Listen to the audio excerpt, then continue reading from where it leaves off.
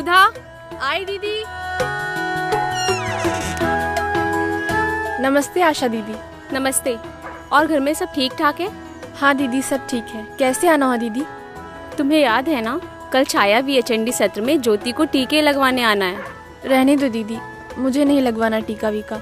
पिछली बार ज्योति को टीके लगवाए थे, उसके बाद इसके पैरों में सूजन और बुखार आ गया था।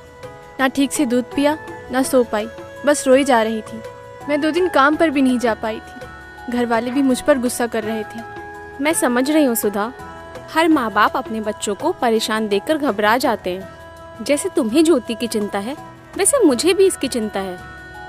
तुम तो एक समझदार माँ हो और तुम जानती हो कि टीके लगवाने से बच्चों को कितनी खतरनाक बीमारियों से बचाया जा सकता है। इसलिए तुम कल एक बार आकर ANM दीदी से मिल लो, फिर जब तुम्हारी मर्जी हो तब टीका लगवाना। ठीक है दीदी। बहुत अच्छा।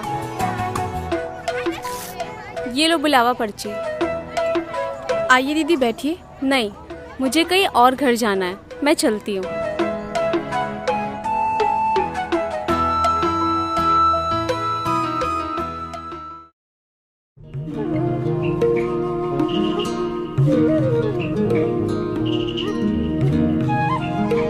नमस्ते दीदी। नमस्ते दीदी।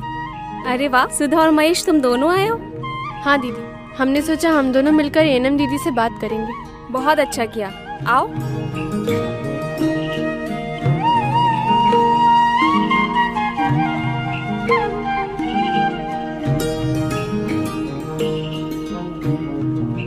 नमस्ते सुधा और महेश, कैसे हो? सब बढ़िया है दीदी। आशा ने मुझे बताया कि पिछली बार ज्योति को टीका लगने पर बुखार आ गया था। जी दीदी, हम सब बहुत परेशान हो गए थे। अच्छा, जब पिछली बार ज्योति को बुखार आया था तब तुमने क्या किया था? दीदी, उस दिन आपने एक गोली दी थी, पर इतनी छोटी बच्ची गोली कैसे निगल पाती, इसीलिए हमने उसे पीस कर गोली खिला दी। बड़ी मुश्किल से गोली खा पाई थी ये। और गोली खाने के बाद क्या हुआ? दीदी, 1 या 2 दिन तक बुखार की गोली देनी पड़ी थी, फिर ज्योति बिल्कुल ठीक हो गई थी, लेकिन गोली खिलाने में बड़ी परेशानी हुई थी। घबराने की कोई बात नहीं है। और हाँ, मैं तुमको एक और बात बता दूं कि इसको जो टीके लगे थे उससे ये कई खतरनाक और जानलेवा बीमारियों जैसे डिप्थीरिया, काली खांसी, tetanus, pneumonia, hepatitis B, polio और डायरिया आदि से बची रहेगी। जानते हो, यदि किसी बच्चे को इनमें से कोई भी बीमारी हो जाए तो इसका इलाज हो पाना मुश्किल है और कई बार तो बच्चे की जान भी चली जाती है। ऐसे में इन खतरनाक बीमारियों से बचने का सबसे आसान उपाय है टीकाकरण।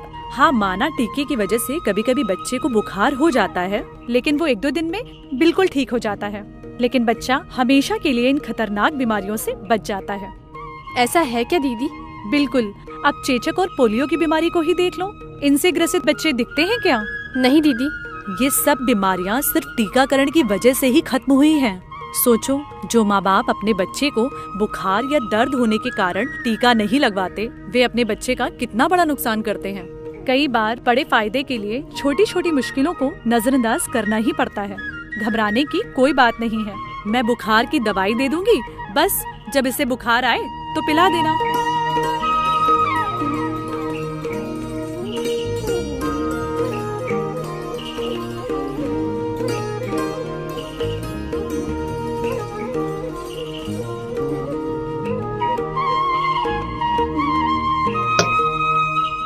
ये है बुखार वाली दवा। पीने वाली दवा? हाँ सुधा, चूँकि बच्चों को टैबलेट देने में दिक्कत होती थी, इसलिए सरकार बच्चों के लिए अब पैरासिटामोल सिरप की शीशी दे रही है। जी दीदी, अब मैं ज्योति को समय से सारे टीके लगवाऊंगी।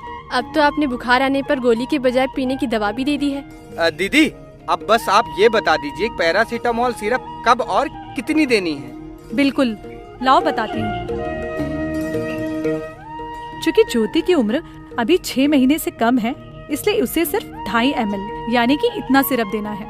और किसी भी बच्चे को एक दिन में यानी 24 घंटे में अधिकतम 4 खुराक ही दी जा सकती है। और ध्यान रहे कि 2 खुराकों के बीच में कम से कम 4 घंटे का अंतर होना जरूरी है। समझ गई दीदी। तो अगली बार जब ज्योति 3.5 महीने की हो जाए तो उसे टीका लगवाने ले आना। और हाँ, ये टीकाकरण कार्ड जरूर लाना। जी दीदी, जरूर ले आऊंगी। और बुखार आ जाए तो? क्या दीदी, आप भी? अब पैरासीटामोल सिरप है ना। जब फायदा है बड़ा, फिर छोटी मुश्किलों से क्यों डरे भला।